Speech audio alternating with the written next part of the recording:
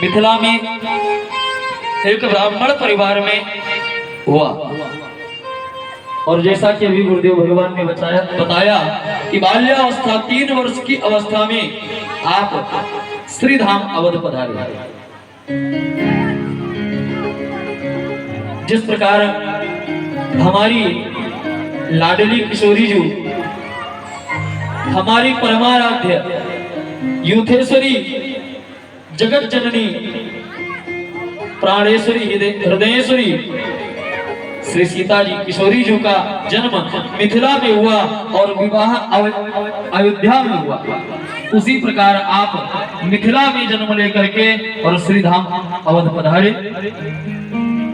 जैसा कि अभी गुरुदेव भगवान ने हम लोगों को बताया भी, और हम लोग पहले से भी गुरुदेव भगवान के मुखारविंद से श्रवण करते आ रहे हैं कि पूज्य सरकार स्वामी जी महाराज दादा गुरुदेव भगवान श्री लक्ष्मी निधि जी के अवतार थे। लक्ष्मी निधि जी श्री किशोरी जी के बड़े भैया के अवतार हमारे पूज्य सरकार पूज्य स्वामी जी महाराज पूज्य दादा गुरुदेव भगवान लक्ष्मी निधि जी के अवतार थे।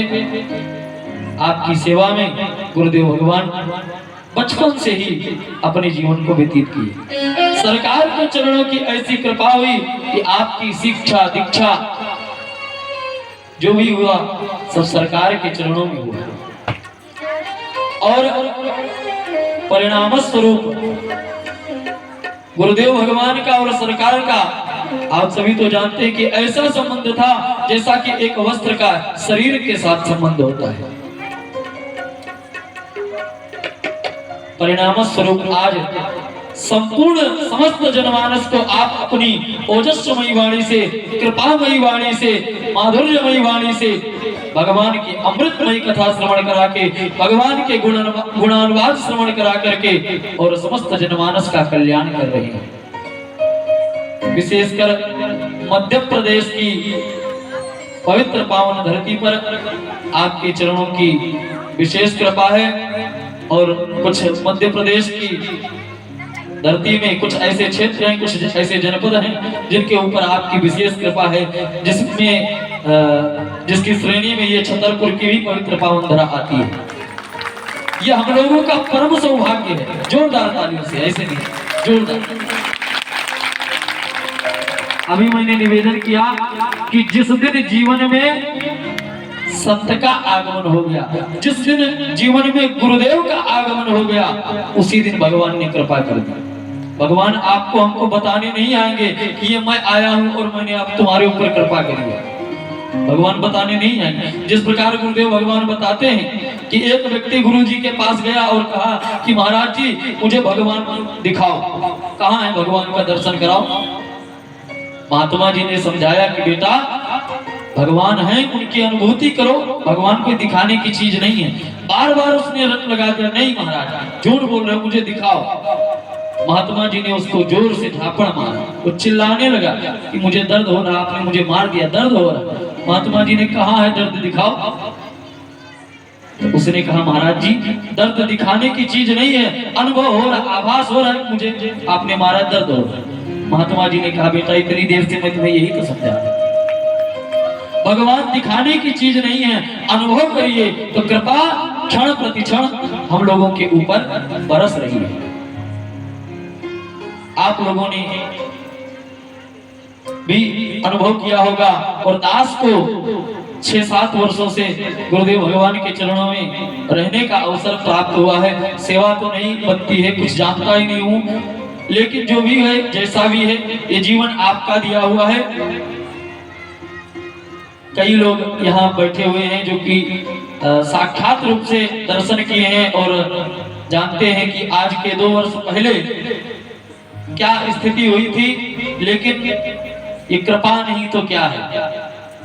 ऐसी कृपा हुई कि आज मैं भी आप लोगों के बीच में खड़ा होकर के जो भी टूटी फूटी वाणी से बोल रहा हूँ, आप लोग सुन रहे हैं, ये कृपा का ही परिणाम है। और सर्वत्र छोटी छोटी बात में भी अगर कृपा की अनुभूति किया जाए तो क्षण प्रति क्षण, जैसा कि गुरुदेव भगवान बताते हैं कि कृपा बरस रही है।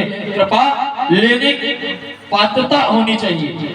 पात्रता यदि आपके पास पात्र नहीं है तो कोई कुछ आपको दे रहा है तो आप कैसे लोगे? उसके लिए पात्र तो होना चाहिए, और पात्र खाली होना चाहिए। ऐसा भी नहीं कि वो पात्र भरा हो। पात्र पहले से ही भरा रहेगा तो उसमें कैसे कुछ आप डालोगे, कैसे कुछ रखोगे। पात्र खाली होना चाहिए। निर्मल मन जन सो मोहि पावा, अमोहि कपट छल छिद्र न भावा। यदि निर्मल मन से, प्रेम से, भाव से हम भगवान की आराधना करते हैं, गुरुदेव भगवान को रिझाते हैं, उनके चरण शरण में जाते हैं, तो कृपा जरूर होती है और कृपा की अनुभूति भी होती है। आपके बारे में कितना भी बोला जाए, एक सूर्य को दीपक दिखाने के बराबर होगा। लेकिन जो भी हैं, जैसे ही हैं, हम सब भक्तगण सब आपके हैं। आपके चरणों की कृपा में सदैव आपकी छत्र छाया में रहें, कृपा बरसती रहे इसी प्रकार जैसे बरस रही है। जैसा कि मैंने अभी निवेदन किया कि छतरपुर के भक्तों के ऊपर गुरुदेव भगवान की विशेष कृपा है। कहीं भी कुछ होता है तो छतरपुर के भक्तों का नाम अवश्य आता है और सबसे आगे की पंक्ति में आता है। चाहे वो कोई कार्यक्रम हो, चाहे कोई सेवा की बात हो, चाहे कहीं आने जाने की बात हो, कोई भी बात हो, तो छतरपुर के भक्तों का नाम सबसे आगे की पंक्ति में आता है। और ऐसे ही आप लोगों की भी श्रद्धा भक्ति बनी रहे, गुरुदेव भगवान की कृपा सदैव आप लोगों के ऊपर बरसती रहे, हम लोगों के ऊपर बरसती रहे। जैसा कि आप सबको विदित है, श्री धाम अयोध्या में सरयू जी के तट पर श्री मिथिला धाम आश्रम का निर्माण कार्य चल रहा है। अभी यहाँ कथा के दूसरे ही दिन मिथिला धाम में मंदिर का जो निर्माण हो रहा है, उसमें ऊपर का जो निर्माण कार्य चल रहा था उसकी छत पड़ी है। निवेदन करूंगा जिन लोगों को अपनी सेवा तन मन धन, कोई ऐसा नहीं कि आप धन पहुंचा के सेवा करेंगे तभी आपकी सेवा मान्य होगी, ऐसा कुछ नहीं। आप तन से भी, मन से भी और धन से जिस प्रकार आप सेवा करना चाहें मिथिला धाम में कर सकते हैं। और 4 दिसंबर से 12 दिसंबर तक प्रत्येक वर्ष कार्यक्रम होता है श्री प्रेम रामायण जी की नवान्निक कथा। 9 दिवसीय पारायण और कथा प्रतिवर्ष होता है। और श्री सिद्धि कुंवरी जी लक्ष्मी नदी जी का सुंदर विवाह उत्सव गाजे बाजे के साथ मनाया जाता है। बारात निकाली जाती है बहुत ही धूमधाम से।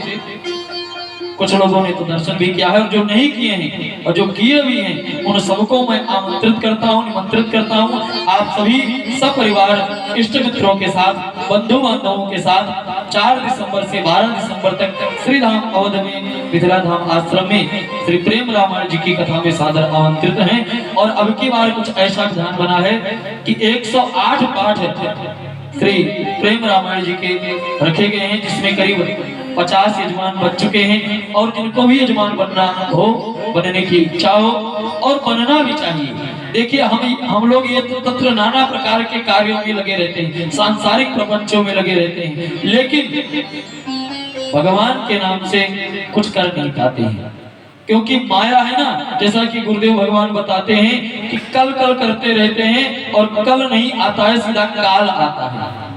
तो भगवान के नाम से, भगवान के लिए भी हम लोगों को जो अपनी गाड़ी कमाई से धन एकत्रित हो, उसमें से भगवान की सेवा पूजा में भी लगाना चाहिए। 5100 रुपया न्यौछावर रखी गई है। जिनको भी पारायण में नाम लिखवाना हो, दीपक भैया हैं लिख रहे हैं नाम, लिखवा सकते हैं। या कि विवेक साथी जी हैं, अनिल तपा जी हैं, मनोज डेगरे जी हैं और भक्तगण हैं, किसी के पास भी आप अपना नाम लिखवा सकते हैं। दिनेश दादा जी हैं और ये हमारे भैया शिवम दीक्षित जी हैं और गोस्वामी वाच हाउस के ऑनर गोस्वामी जी विराजमान हैं, उनको भी आप नाम लिखवा सकते हैं। और आप सभी सादर आमंत्रित हैं, पधारें। जैसा कि आप सभी, हम सभी जानते हैं, गुरुदेव भगवान ने कई ग्रंथों की रचना की है, जिसमें प्रमुख श्री राम हर्षण रामायण, पूज्य स्वामी जी महाराज सरकार के संपूर्ण जीवन चरित्रों को जिस प्रकार गोस्वामी तुलसीदास जी ने रामचरितमानस की रचना की है,